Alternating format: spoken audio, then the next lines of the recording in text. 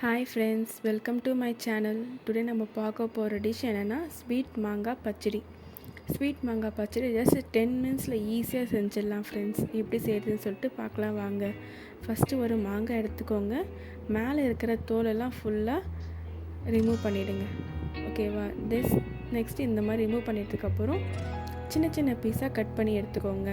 இப்போ காட்டுற பாருங்கள், இந்த லெவலுக்கு கட் பண்ணி எடுத்தால் போதும். இந்த லெவலுக்கு கட் பண்ணி எடுத்ததுக்கப்புறம் பக்கத்தில் வெல்லம் நல்லா நசுக்கிக்கோங்க.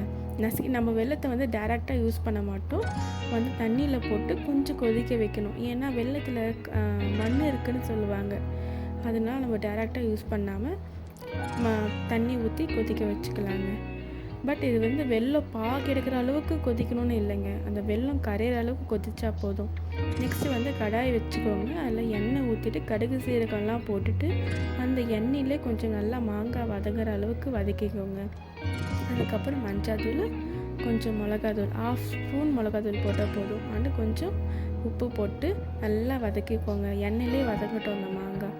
வதங்கினதுக்கப்புறம் தண்ணி ஒரு 1/2 டம்ளர் வாட்டர் மட்டும் யூஸ் பண்ணிக்கலாம். ஏன்னா நம்ம வெள்ளை தண்ணியை இதில் ஆட் பண்ண போகிறோன்றதுனால நம்ம கொஞ்சம் தண்ணி மட்டும் ஊற்றிக்கோங்க.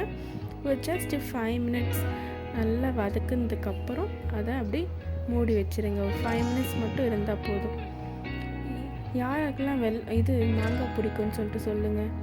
மாங்காய் பிடிக்காதவங்க யாராச்சும் இருக்கீங்களா? யாருக்குமே பிடிக்காதுன்னே இல்லை. இந்த டிஷ்ஷை நம்ம கூழோடையோ இல்லை காலையில் சாப்பாடோட, இந்த பழைய சாப்பாடுன்னு சொல்லுவாங்கல்ல, அந்த சாப்பாடுக்கெல்லாம் நம்ம வச்சு சாப்பிட்லாங்க. ஒரு 5 மினிட்ஸ் கழித்து இப்போ அதை ஓப்பன் பண்ணி இந்த வெள்ளைப்பாகு இருக்குங்கள்ல, அந்த வெள்ளைப்பாகு தண்ணியும் அதில் ஊற்றிக்கோங்க. ஊற்றுனதுக்கப்புறம் நல்லா இது சுண்ட விடணும். சுண்ட விட்டிங்கன்னா நல்லா திக்காக உங்களுக்கு அந்த கன்சிஸ்டன்சி வரும் பாருங்கள். கொதிக்குதுங்களா? நல்லா வெல்லம் மட்டும் வருங்க. பார்க்கறதுக்கு மாங்காய் அல்வான்னு கூட இதுக்கு பேர் வைக்கலாங்க. அந்த அளவுக்கு நல்லா திக்னஸாக வரும். செஞ்சு பாருங்கள் ஃப்ரெண்ட்ஸ் உங்கள் வீட்டில். அவ்வளோதான், மாங்காய் பச்சடி ரெடி. எப்படி இருக்குதுன்னு சொல்லிட்டு கீழே கமெண்ட் பண்ணுங்கள்.